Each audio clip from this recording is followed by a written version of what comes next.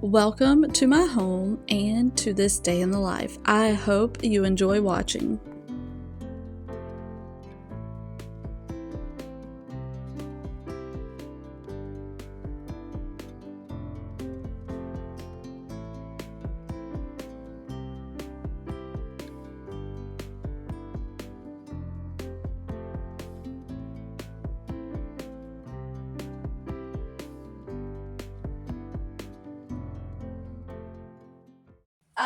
For the longest time, I have my sourdough starter, and you all know that I love to bake with my sourdough starter. But I bake things that's like discard stuff. I don't bake sourdough bread because I got it in my head for so long that because of my schedule, I just could not figure out how to bake the bread in with enough time that it wouldn't be cutting into me working to do the stretch and fold and rise and then all of that. So I played around with it yesterday, and so I fed my starter the night before, and then I fed it again yesterday. And it was active, it was bubbly, and I was like, okay, so I'm gonna do this and I'm gonna see how it goes. So I did the stretch and fold. I let it rise for the first rise on the counter.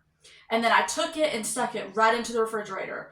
I don't know if that was the thing to do, but I pulled it out last night, and then I did the shaping and I put it back in the refrigerator for the bulk rise. And now it has been about, it's been almost 12 hours. And I think the recipe instructions said to do 12 to 15 hours. So I'm thinking it's nice and ready now. I'm going to let it sit out for about 30 minutes on the counter before I bake it. I would love to get a Banneton basket, but I figure this is working just fine. But, so I'm going to make this work, but I do want to get a razor blade for it. I would love to do that if I'm going to get into this.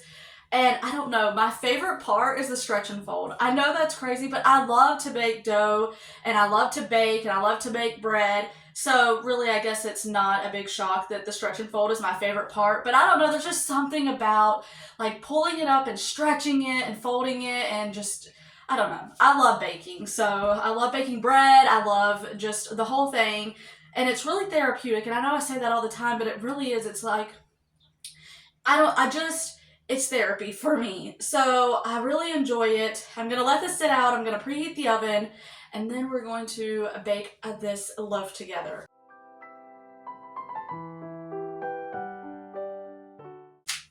So while I wait on that, y'all know I try to get the best deals on steak that I can get because Adam loves steak.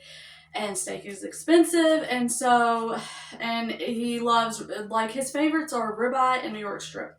So I try to always look for deals that I can find, and Meyer seems to have every so often their New York strips on sale for $9.99 a pound.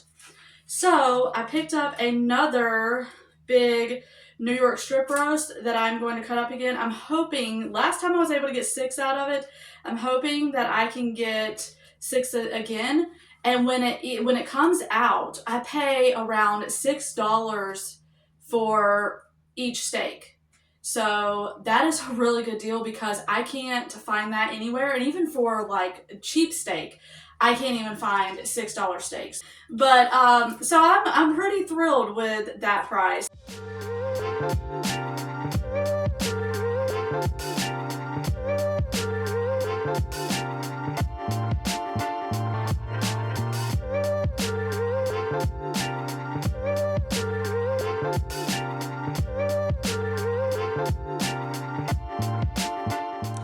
So y'all know how I am about my plants, and this one, the other day, I was looking at it and I was like, it's just leaning, and I wonder why. So I Googled it, and apparently it was leaning toward the light, even though I feel like it gets pretty good lighting over here. So I turned it, and now it seems like it's starting to go toward, so it's starting to lean more this way. So I'm hoping it'll even it out.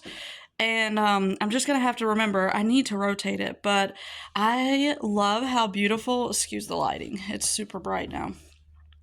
But I love how beautiful it looks and it's getting so full. But then I didn't know what the deal was with this, but apparently even the leaves turn toward the light. So that's why it's doing that. I don't know. So anybody with a Monstera who can give me any tips on if maybe this isn't the right window for it, I don't know, but this is the best spot for it that I can find in my house with the lighting the way that it is. So hopefully I can fix it. But yeah, I was just like, what in the world? It was leaning and the leaves were turning, and so hopefully me rotating it, which again, I'm gonna try to get better at that, will help with that.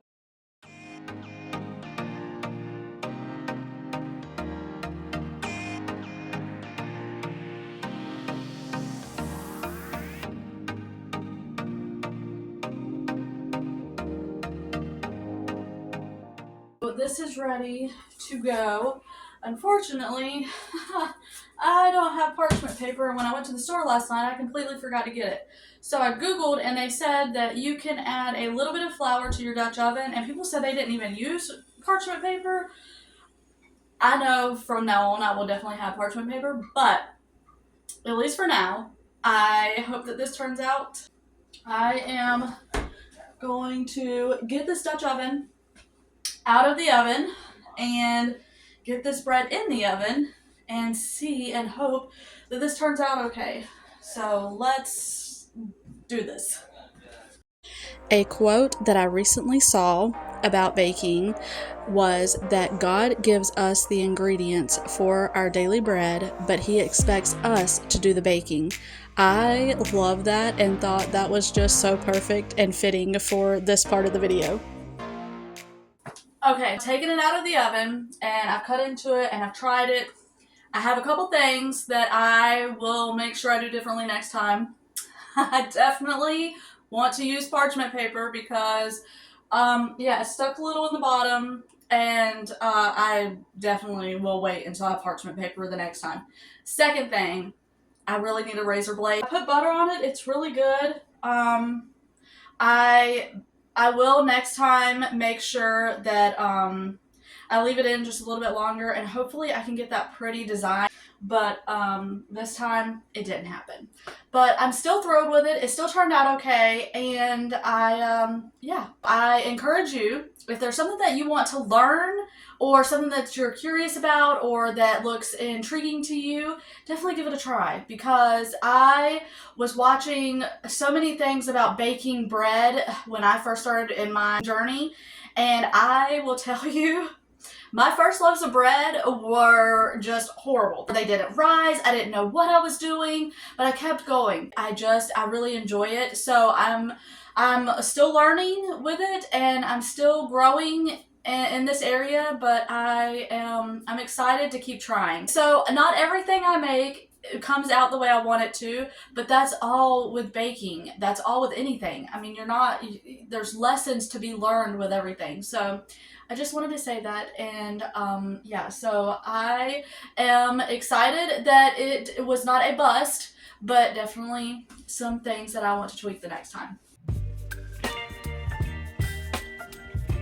There's still so much for me to learn with sourdough, and I am enjoying all of it. I've already made my third loaf, and it was so beautiful. I was so excited. So I hope that I can make more videos coming up with just coming along with me and my journey with learning how to do all of this. I hope you enjoyed this video. If you haven't already, I would love for you to subscribe and stick around. And Lord willing, I will see you on the next one.